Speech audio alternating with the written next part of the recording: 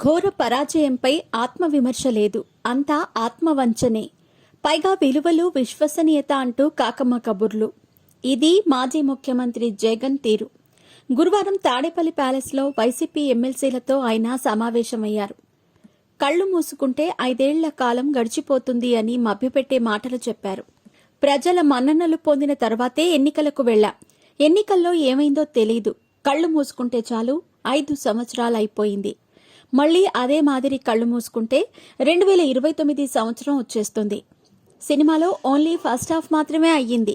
ఇంటింటికి మనం చేసిన మంచి ప్రజల్లో ఇంకా బ్రతికే ఉంది.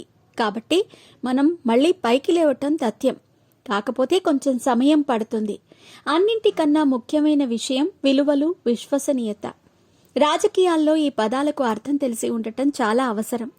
విలువలు, విశ్వసనీయత లేని మనిషిగా రాజకీయాలు చేద్దామా, లేదా కష్టాలు వచ్చినప్పుడు వాటిని ఎదుర్కొని హుందాగా నిలబడి 5 సంవత్సరాలు కళ్లు మూసుకుంటే మళ్లీ మన ప్రభుత్వం వస్తుందని గుర్తు పెట్టుకుని అడుగులు వేద్దామా అన్నది కూడా ఆలోచన చేసుకోవాలి అని జగన్ వ్యాఖ్యానించారు.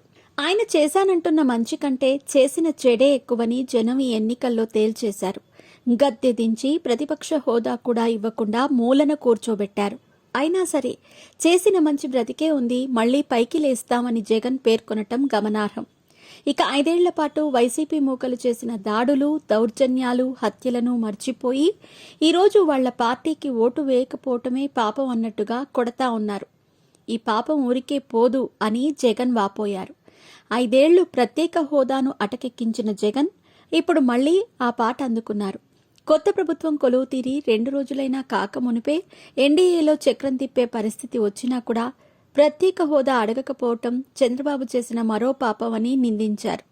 ప్రతిపక్ష నేతగా 14 నెలల పాటు పాదయాత్ర చేశానని, ఆనాటి ఓపిక ఇంకా తనకుందంటూ మళ్లీ కాళ్లకు పని చెప్పే అవకాశం ఉందని సంకేతాలు పంపారు.